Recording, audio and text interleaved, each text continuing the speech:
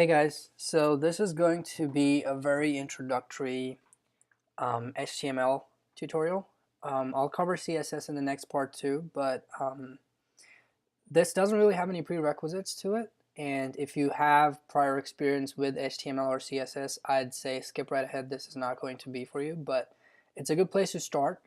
Obviously, I won't be covering everything there is to cover for HTML because that will take forever. But hopefully by the end of this tutorial you can learn how to do basic stuff in HTML, and you can learn how to do basic stuff by just reading documentation. Cool. So let's dive right into it. What really is HTML? So anything that you find online, any websites that you go to, are most probably written in HTML. There are other variations, but most probably they're going to be some type of combination of HTML, CSS, and JavaScript.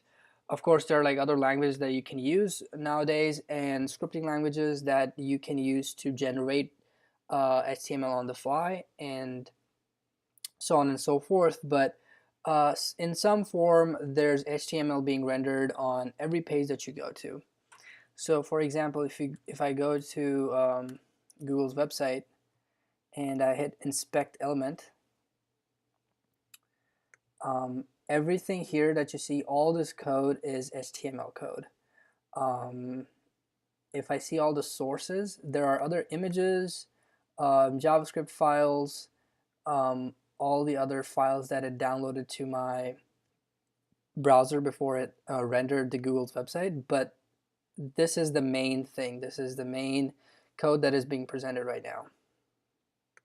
So another resource that is really helpful for HTML is Mozilla's reference. Mozilla HTML reference is really good. It has all the element attribute references.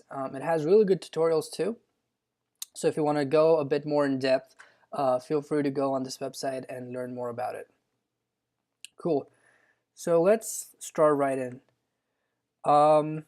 So I'm not using my personal laptop, and the reason for that is right now I'm on a Mac, but I know many of you guys will be using Windows, some of you guys might be using Linux, and there might be like small differences. So I'm using Cloud9. It's like an online platform which you can go to, and so I'll open up a new tab, show you how to sign in. But it's really simple.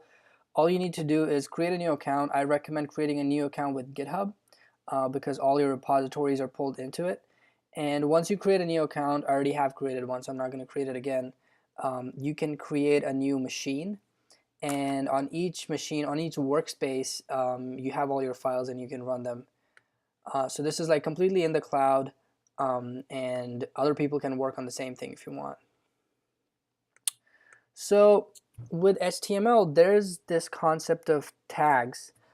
First, what really is HTML? So HTML stands for Hypertext Markup Language. Like I said earlier, anything that's being rendered on the web page is in some form related to HTML. And HTML has a concept of tags. So everything that is presented and not presented on the page belongs to some or other kind of tag. Some of them are not presented, but some of them are presented. So let's see what that looks like. So doctype HTML, this defines the version of HTML that I will be using. Doctype HTML means I'll be using HTML5. You can use older versions, but that's not really an ideal situation because some of the features might not work, and some of the browsers also deprecate them. So if you run HTML4 on some of the browsers, they might just not render it correctly. So the first tag is the HTML tag. For some reason it created two. Okay. So your document should contain at least one, at most one HTML tag. You should never contain two or more HTML. You should never contain more than one HTML tags. Everything on your web page will go inside this HTML tag. So this is the opening HTML tag, and this is the closing HTML tag. Usually in HTML tags have their closing and respective ending parts, opening and ending parts. But there are some tags that don't need their closing part; they just go by themselves. So we'll look into some of those too. The next thing that is really important is the head tag. So head tag is all the metadata of the document. Anything in the head tag is not really presented on the screen of the user, but it is still there. So any metadata like author or encoding, sources, stuff like that, that really goes into the head part of the tag. Also, any files that you might want to pull.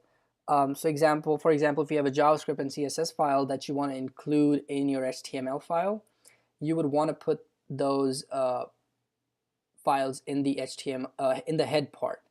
And the reason for that is any files that need to be pulled into your HTML code, they will be pulled before any of the code is ran if it's in the head file. So for example, if somewhere in your code you are trying to execute a function that you wrote in the JavaScript file and you haven't really pulled that code yet, the browser is not going to know what the function is, and it's just going to not render it correctly.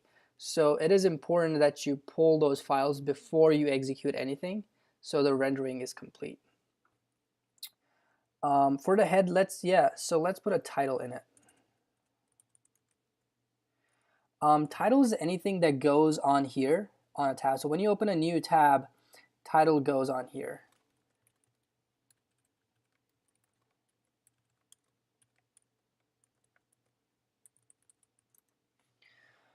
Also, so in Cloud9, you can actually run the code. So once you're in the workspace, I created an HTML5 workspace, by the way. So when you're in the workspace, what you can do is you can just go here and click run, and it would run this code, and it would give you a link. So you can go onto this link, and it would present the file that you have.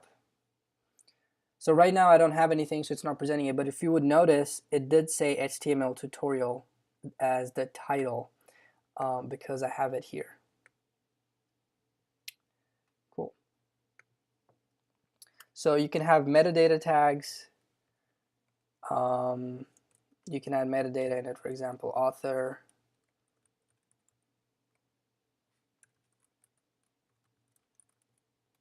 So metadata tag is not really going to show anything on here, so if I reload, nothing's going to like pop up, but it's still there. Like it would, when somebody downloads your website, like he would know that the author of this website is me in this case. I'm just going to delete this for now. Another important tag that you want to have in your HTML document is the body tag. Anything that goes in the body is usually that's represented somewhere on the screen here. There are like different things you can do with the body tag, but so like you can change the background color and so on and so forth, but we'll learn more in the CSS tutorial about that. But right now we're just going to present basic stuff and see how to do that. So anything in the body is basically that you want your clients to see. So this is basically the concept of tags. Now there are millions, or not millions, but a pretty good chunk of tags. So if you go into HTML reference, so these are all the tags that you can use. There are literally like probably 100 tags that you can use. So we'll look at some of them right now, but so like I said, like Mozilla has really good documentation. So if I want to use a div tag, I can just go read up its documentation. They even show how to use it. And for example, div creates a division of the page, so you can have different divisions, different containers, and you can change color of different containers, do animations and stuff like that. So each container would have their own animation. So let's look at some of the tags that we have. So first tag I want to look at is the h1 tag. H1 tag is the heading tag. Anything that goes in here could be presented as a heading. So this is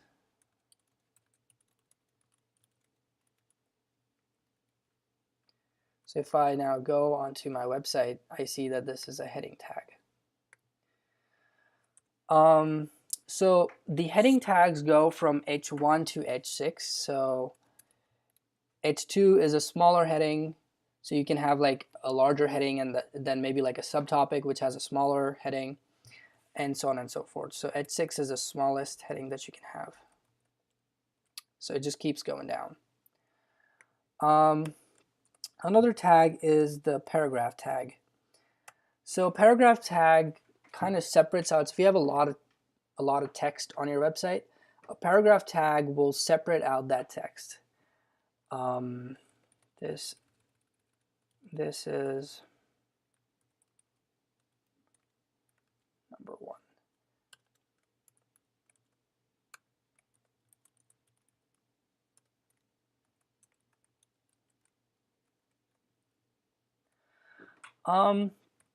Another concept that's important is when HTML renders a document, it doesn't really see these new lines. So when I hit enter while writing the code, I get to a new line, but HTML doesn't really see that. So for example, if I delete this code right now and I say this is line 1, and I write here this is line 2, you're kind of inclined to think that when rendered on the document, it would have this much space between these two lines, but that's not really the case. It's actually going to present it in the same line. So new lines on the HTML document, like when you're typing the code, doesn't really transfer on to how you want your HTML document to look like. So for that, we have a different tag, which is a BR tag. So BR tag is the break tag, and it breaks the line. So anything before and after this tag will be on separate lines. Oops, I didn't save it. There you go. Also, BR tag is an example of a singular tag. So this doesn't really have a closing tag. So similarly as HTML can't really figure out how new lines are worth, it doesn't really figure out how to put in spaces too. So if I just put a bunch of spaces here, it's not really going to put those spaces when it renders the document. So to put spaces, you kind of really just have to go the hard way. So you have to do n %nbsp and a semicolon. So this will put one space and so on and so forth. If I have 2, it'll put 2 spaces. So you can actually modify this in your CSS code to have, so instead of putting 1 space, you can put a tab, or you can put 4 spaces and so on and so forth. But we'll look more into that in the CSS tutorial. Also, so these are all tags, like these are all called element. Excuse me. So these are all called elements, and each element can have its own properties. So for example, let's say you have this paragraph tag and you want to color it green. You can do that with something called their respective attributes. So each tag has its own attribute, and whenever you're changing stuff in CSS, that will how you'll change your styling. That's how you will take attributes from the HTML tags and you'll change those attributes to make the document aesthetically appealing. So let's see what all attributes there are. So in the same Mozilla reference, there is an attribute reference. So these are all the attributes, and these are all the elements that the attributes can work in. So for example, BG color, which is the background color, can work in body and all these other tags. So let's see how it works in body. So, and how attributes work are, you have the tag name, and inside the same tag you put the attributes. If I put BG color green, it paints the document green. Obviously, this is not very aesthetically appealing, but this is pretty much how it works. Notice that BG color doesn't really work for paragraphs. So just because it works for body does not mean that it will work for paragraphs. So let's make it yellow. That might be better. No, it's not really aesthetically appealing, but it's better than green. So for P, let's see what the P element can use. Oh, it doesn't really have attributes for P. But yeah, these are all the attributes that you can use, and these are all the elements that you can use these attributes on. So whenever you're changing, for example, you'll go into CSS and you'll say body's background color is blue. But yeah, so in this tutorial, it was just an introduction towards HTML. I hope you learned something out of it, and feel free to mess around with all these attributes and all these elements and get your hand dirty in it.